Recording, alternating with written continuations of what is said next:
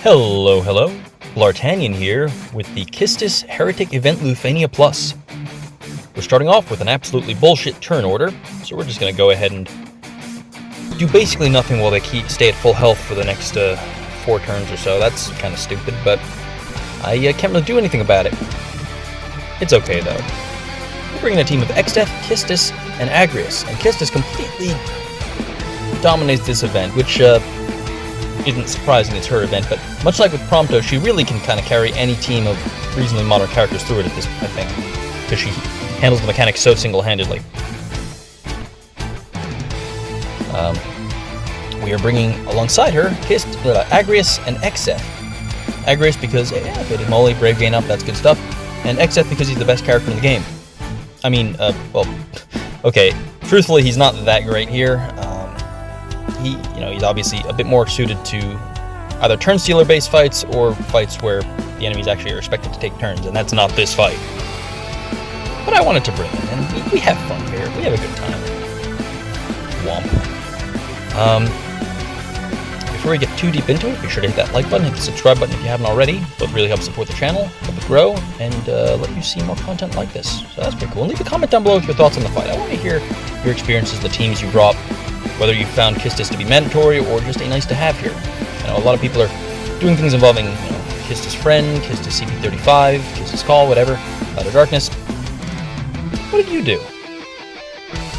I'm taking the path of least resistance, plus Xdeath. Because that's how I'm rolling here.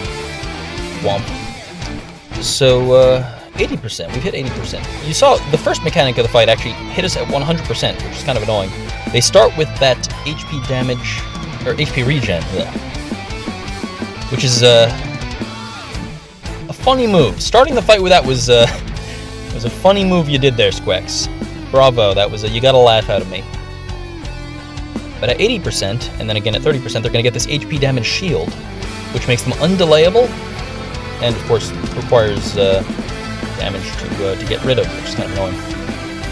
It's not a huge deal, except for the fact that the orb requires 1 or 2 turns of delay to go up, and that HP regen comes back at 50 and 30%. So if you're not getting rid of those shields, you're going to have a rough time delaying these guys and dealing with that regen. You'll see here, we only dropped the base Kurosame Call because I had a feeling these guys would be getting another turn before long, and I didn't want the stacks to reset, which is dumb because I forgot that Faded Moly would have prevented the stacks from resetting, because Paralyze, Sleep, or Confuse don't reset the Kurosame stacks from 5. Fun little bit of trivia for you, which I apparently mention every time I use Agrius. But you'll see here, I continue to kind of slow roll the Kurosame Call. I probably could have dropped it way sooner, but it's okay. We're doing just fine here. We're having a great time. We are delaying them. We are batterying like crazy. Part of why I want to bring Xdeath here, beside my general fandom of the character, is I figured, hey, using him alongside 2 battery-up characters that aren't named Y'shtola is probably going to be a lot of fun, and I don't abhor him. And it turns out it is. He's hitting for pretty solid numbers while being batteried to high heaven thanks to these 2 lovely ladies. I make a mistake here, actually, because I hit him with the Maelstrom, and this pushes them both below the 50% threshold, and this brings back the HP regen that I was talking about. I should have hit a single target attack there, because now B gets the regen, and that sucks. An extra 10% health I'm going to have to chew through on him, so that's kind of annoying, but what are you going to do? We'll survive it. It's annoying, but not the end of the world. I finally realized at this point, these guys aren't going to be getting more turns. I'm just going to Kurosame this shit. Max those stacks. I really should have done this way sooner, but it's okay. We're doing just fine here. Now, since we have all this health to eat through, let's bring in the best burst in the game. God, I love the animations here. Womp. Ah, man, such a delight, such a delight. I know it's no burst plus, but goodness gracious, it is so satisfying to use each and every one of these Womp abilities. They're all very satisfying, and this is just really cool, and Xdeath is the best. Into the void. Oh, God, I love it. Anyway, So where does that leave us? This leaves us in a position where we want to try to be eating through their health, but we also want to try to time it so the burst effect doesn't push them both down below 30% to repeat the fiasco that we had at 50%. I'm going to bring in the Ami call here to get a nice battery launch, to get that X-Death proc, and to delete their turns, so we don't have to deal with them anymore.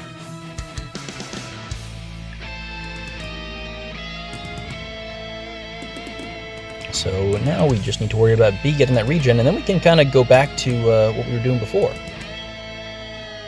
Go ahead and boost that orb real quick with Ray Whip. At this point, it is looking like there's no way we can avoid B hitting a regen threshold here, so at this point, I'm going to bring in the Kistis belonging to Poto Cedar of the Crystal Chronicles podcast, their beloved intern, all-around swell dude, probably the sweetest boy in the entire DFFOO community. Shout out to Poto Cedar. You'll notice that he removed the C60 passive that gives instant turn rate to Degenerator Whip. This is something that a lot of people are doing on their friend unit, specifically because it helps out teams who rely on the friend Kistis to manage the orb, and basically, it improves the amount of time she's on the field, so you can kind of balance the orb management a bit better with her skill 2. For me, that is not helpful. I kind of,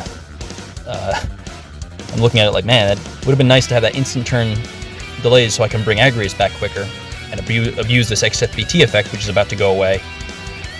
But it's okay. I saw Poto's Kistis on there. I was like, I want to use Poto's Kistis. Screw those other guys who aren't Poto Cedar. So thanks, Poto. I appreciate the contributions you made to this incredibly dominant fight that we're putting out. Getting one last proc of the burst effect thanks to this cloud launch. And then let's go into the summon. Gonna try to eat them down because we only have 60 turns to kill these guys. That's really the danger of this fight, is the fact that it's a 60-turn fight, and that HP regen can really artificially boost their health, along with the HP shields. They're very squishy bosses, but with a lot of little mitigation things that they got in there. I'm actually going to use the AA here because at this point, I'm not worried about the orb. I just want Agrius back to boost our battery and our damage, and just get some unique auras into this place. She also does more damage than Kistis overall, I think, so all the more reason. Refresh X skill 1 buff, and let's drop our strongest attack. Still hitting pretty good damage this late in the fight. And that's one down. They don't enrage, so you can go pretty hard on the second one if you kill one at a time. We're going to do just that with Almagus, and finish this with style with the Kistis EX. There you have it. Hey, no green on this team. Synergy character, whatever. Anyway, I hope you enjoyed watching. Thanks for watching to the end. I will see you in the next video. And again, shoutouts to Poto Cedar. Dude, those artifacts. What the fuck?